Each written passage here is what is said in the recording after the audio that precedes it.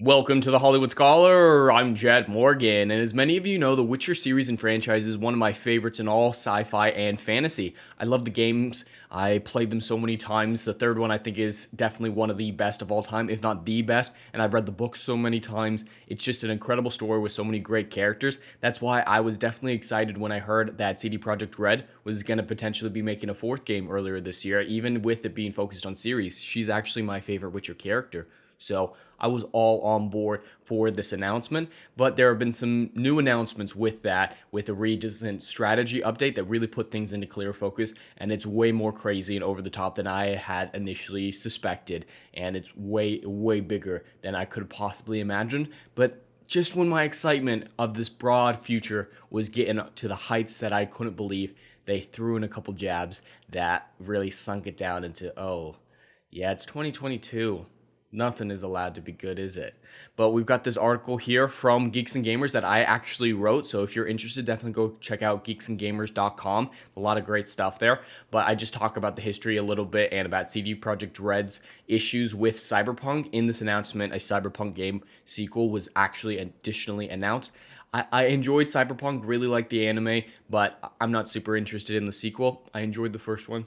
I'll leave it there. Not something I really care all that much about. But of all the announcements here, there are several really, really interesting ones. There's going to be 5 new Witcher games, not just one.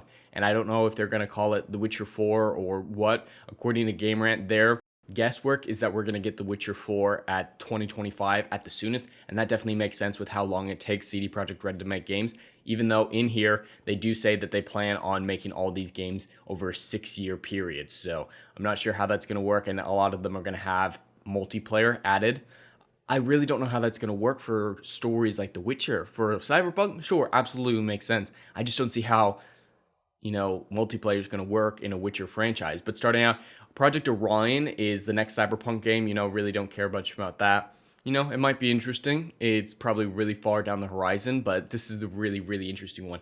Polaris, a code name for the next installment of the Witcher series of games. So it's going to be a trilogy. It's currently in pre-production. It's the beginning of a new saga, and that could mean a lot of different things. New saga, new school of the Witcher, new characters entirely, or a focus on Ciri. There's a lot of different elements that they could go. There's so many opportunities in this universe that have never been explored. And from a lore standpoint, The Witcher gets it. At least up to this point, up to 2015, they really understood the lore and accurately adapted the games better than I've seen nearly anybody else make an adaptation in history. So from a lore standpoint, I really trust their lore guys, but there are some concerns that I get later on.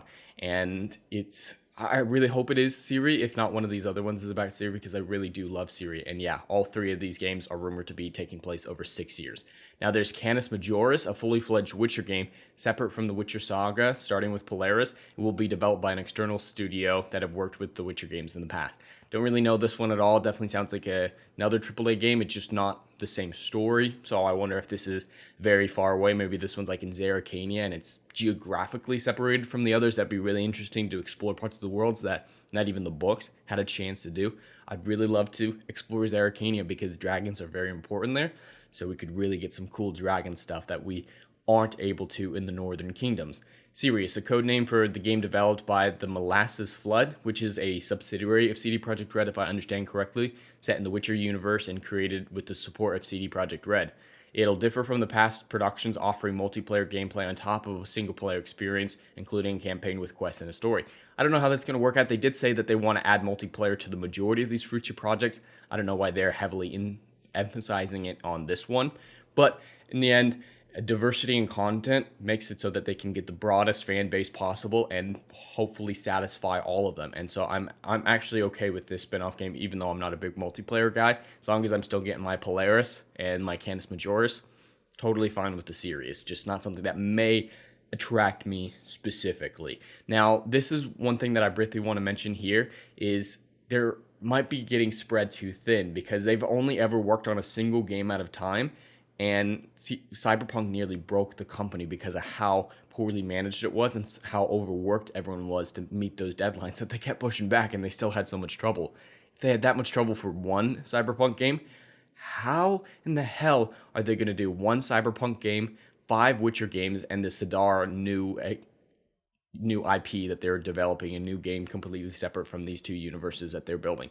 I don't know how they're going to do it. I mean, yes, they are adding a new place in Boston, a new studio in Boston, but adding one studio doesn't help with the 7 other games. It might help with one other game, but 7, it just seems a little too much on their plate to handle, and that could really hurt the story and the mechanics of these games. And I'm not looking forward to that if that is the case at all. And so that's one of the really jabs, like, oh, maybe they're all going to be shit if you're spreading yourself way too thin, like you did with Cyberpunk times 7.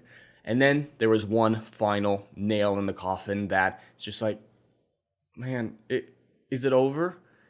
Did The Witcher end with Wild Hunt? I hope not, but it's a good place to end if nothing else, because at the same time they announced this strategy update, they had an ESG meeting. They had an ESG video talking about diversity, inclusion, and how their stories are going to reflect the real world and reflect today. And that's always a bad sign with these franchises, is when messaging and current political issues come first, the story suffers. And see, it's already ratioed. I didn't even know that. Good. Thank God that's ratioed. That's really good to know. At least YouTube is still standing up like they have been against so many of these other woke things coming. And this is what destroys my interest in the future. Really summarily puts a nail on the coffin. I love the Witcher universe. I want to see more of it. It's a never-ending world, even when you don't have the main characters. There's so much rich history and lore building to craft some incredible stories from. And if ESG is at the front of their priorities, it's not going to be good. I mean, Zerrikania, can you imagine? They're going to do a Wakanda thing if they go down to Zerrikania, because that is an inbuilt lore world building place where there is a ton of diversity. That's basically Africa. Zerrikania is basically Northern Africa. If they make a game centered in Zerrikania, oh man, that's going to be woke as all hell. And I just wouldn't be able to handle them wokeifying the Witcher universe, which they haven't done so far.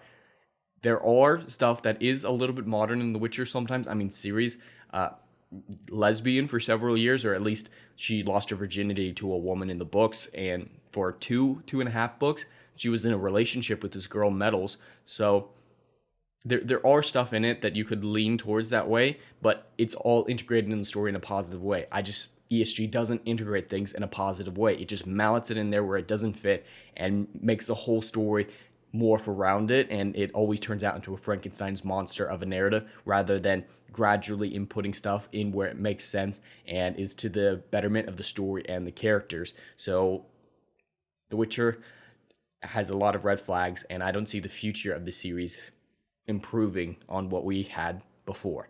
But anyway, that's all I have for today. I'd love to hear your thoughts in the comments below. Please like and subscribe, and I'll see you in the next video. Anon.